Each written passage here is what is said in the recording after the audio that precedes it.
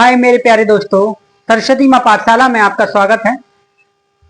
Welcome to my YouTube channel Saraswati मां पाठशाला।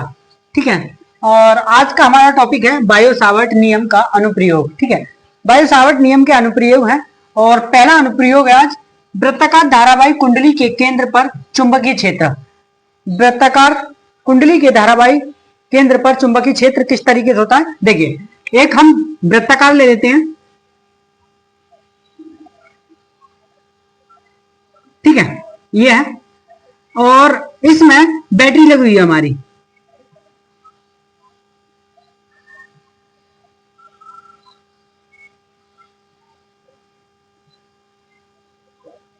ठीक है, ये प्लस चार्ज, ये तो ये क्या कर रही है, ये इसमें से करंट प्रवाहित हो रही है। क्या हो रही है? करंट प्रवाहित, इस तरीके से। ठीक है, इसमें से करंट प्रवाहित हो रही है हमारी आई। ठीक है, तो इसके केंद्र पर, इसके केंद्र पर, इस करंट के द्वारा, इसके केंद्र पर, मान लिया इसका केंद्र O है, इस करंट के द्वारा चुंबकीय क्षेत्र निकालना होगा हमें, इस करंट के द्वारा चुंबकीय क्षेत्र। ठीक है, तो मान लेते हैं हमने एक छोटा सा अल्पांश लिया, छोटा सा अल्पांश लिया dl, जो बायो सावर्ट में लिया था dl। ठीक है, और यहां से इस अल्पांश से केंद्र की दूरी मान लेते हैं कैपिटल R है। ठीक है, इस छोटे से अल्पांश से, और मेरे प्यारे दोस्तों जो इसका एंगल होगा वो 90 होगा। इसका एंगल क्या होगा? 90। ठीक है, अब इस छोटे से अल्पांश, इस केंद्र पर इस छोटे से अल्पांश के द्वारा चुंबकीय क्षेत्र की गणना करनी है हमें। चुंबकीय क्षेत्र हम कैसे देखते हैं? कैसे देखते हैं? सीधे हाथ को लेते हैं, अंगूठे को हम करंट की ओर रखते हैं, अंगूठे को करंट की ओर, और उंगलियों को जहां हम चुंबकीय क्षेत्र निकालना है उधर। ठीक है, अंगूठे को करंट की ओर, करंट ऊपर है हमारा, और उंगलियों को क्या करेंगे, जहां हम चुंबकीय क्षेत्र निकालना है उधर। ठीक है, इस तरीके से। तो हमारा चुंबकीय क्षेत्र किधर होगा? अंदर की ओर। हथेली बताती है चुंबकीय क्षेत्र की दिशा। हथेली क्या बताती है? चुंबकीय क्षेत्र की दिशा। तो इसमें क्या होगा, हमारा जो चुंबकीय क्षेत्र होगा वो अंदर के लिए होगा। चुंबकीय क्षेत्र क्या होगा? अंदर के लिए। ठीक है, इसमें क्या होगा, जो चुंबकीय क्षेत्र होगा अंदर के लिए होगा। ठीक है, हमने फॉर्मूला ड्राइव किया था, dv म्यू 4 पाई dl साइन थीटा बटे आर स्क्वायर। यही तो ड्राइव किया था हमने बायो सावर्ट में, यही ड्राइव किया था। ठीक है, अब इसे हम चेंज करेंगे तो क्या चेंज हो सकता है इसमें? इसमें चेंज हो सकता है मेरे प्यारे दोस्तों, dv mu 4 pi I dl। Theta क्या है हमारा? यहां 90 है। देखिए मैं बता दूं आपको, प्रत्येक सर्कल का जो रेडियस होता है और उन जो परिधि होती है और जो रेडियस होता है, उन दोनों के जो बीच का एंगल होता है वो 90 का होता है। ये मैथ का रूल है, ये हमारा रूल नहीं है, ये मैथ का रूल है। प्रत्येक परिधि के और जो रेडियस होती है उसके बीच का एंगल 90 होता है। ठीक है, तो साइन 90 बटे, यहां स्मॉल आर था, यहां कैपिटल आर हो गया, कैपिटल आर। ठीक है, अब क्या होगा, साइन 90 का मान होता है मेरे प्यारे दोस्तों, साइन 90 का मान होता है 1। साइन 90 का मान क्या होता है? 1। तो आएगा ये dv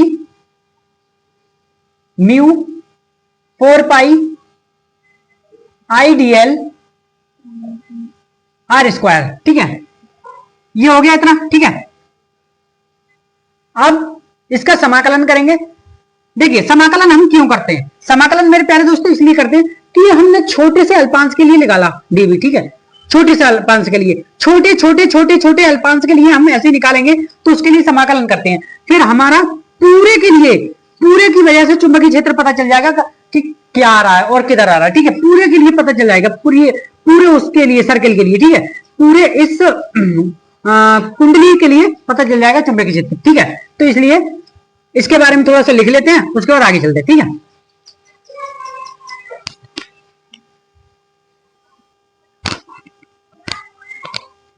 देखिए मेरे प्यारे दोस्तों, जो हमने समझाया था वो जो लिखा है और जो बनाया है उसी के बारे में हमने लिखा। माना हमें एक आर त्रिज्या की धारावाहिक कुंडली के केंद्र O पर चुंबकीय क्षेत्र गणना करनी है। ठीक है, एक आर त्रिज्या की धारावाहिक कुंडली ली, उसके केंद्र पर चुंबकीय क्षेत्र की गणना करनी है। इस O केंद्र पर चुंबकीय क्षेत्र की गणना करनी है। ठीक है, ऐसा करने हेतु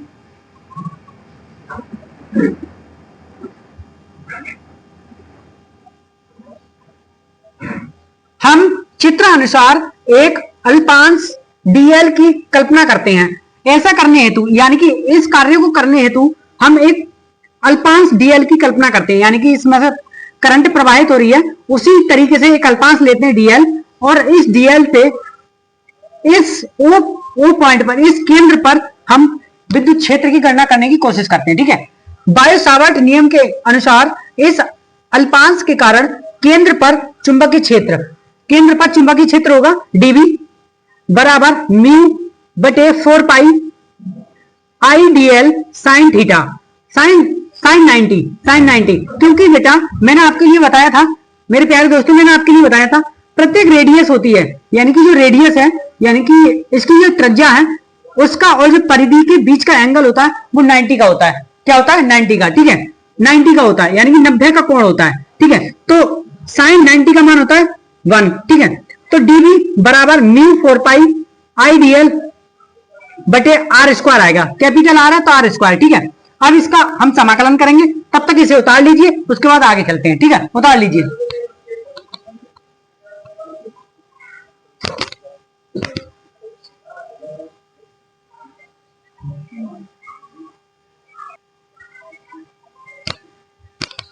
अब क्या करेंगे मेरे प्यारे दोस्तों, देखिए, अब लिखेंगे अब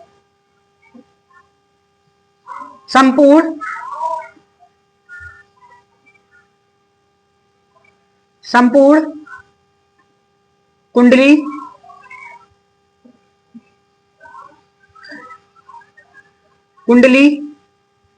के कारण चुंबकीय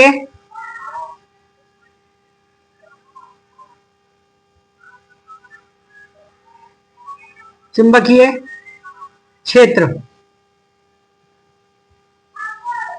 ठीक है, अब संपूर्ण चुंबक कुंडली के कारण चुंबकीय क्षेत्र। ठीक है, तो हमारा चुंबकीय क्षेत्र क्या था? dv और dv, इसका हम समाकलन करेंगे। ठीक है, तो dv की मान रखेंगे v बराबर dv का मान क्या है? Mu upon 4 pi I dl R square, यही तो है। ठीक है, देखिए, अब mu 4 pi R square I, ये सब कांस्टेंट है, बाहर आ जाएंगे। ठीक है, बाहर ले लेते हैं। म्यू 4 पाई आई बटे आर स्क्वायर, समाकलन किसका होगा? dl का। समाकलन किसका होगा मेरे प्यारे दोस्तों? dl का। ठीक है, देखिए, ये हमारी परिधि थी। ठीक है, dl का समाई आर स्क्वायर, ये सब बाहर निकालिए, और समाकलन किसका होगा? dl का। समाकलन किसका होगा? dl का। dl का समाकलन क्या होता है? dl समाकलन किसका होगा? पूरी परिधि का, पूरे सरकमफेरेंस का। ठीक है, परिधि का। ठीक है, इसका समाकलन होगा, पूरी परिधि का समाकलन होगा 2 पाई आर, कैपिटल आर, इसकी त्रिज्या क्या थी? कैपिटल आर, तो 2 पाई आर। ठीक है, तो लिखेंगे b म्यू 4 पाई आई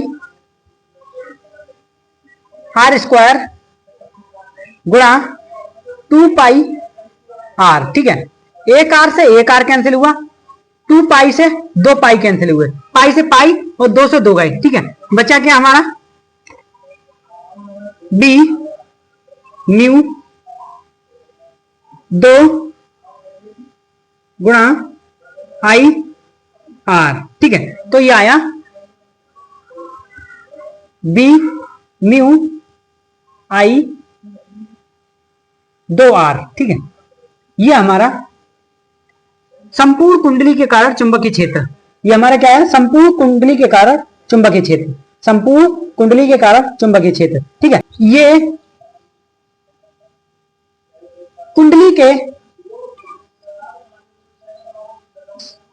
कुंडली के केंद्र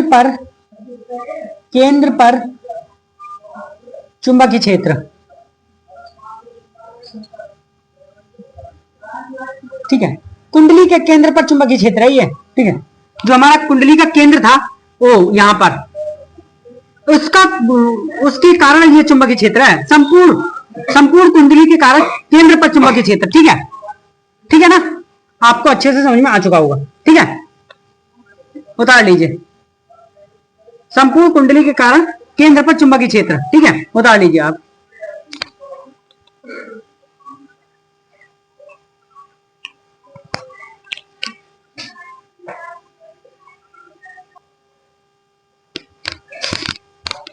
मेरे प्यारे दोस्तों, इस लेक्चर में बस इतना ही। अगले लेक्चर में मिलते हैं अगले टॉपिक के साथ। और चैनल को सब्सक्राइब कीजिए, वीडियो को लाइक कीजिए और वीडियो को शेयर कीजिए। और ऐसे ही पढ़ाई करते रहिए, मेहनत करते रहिए। बेस्ट ऑफ लक और धन्यवाद।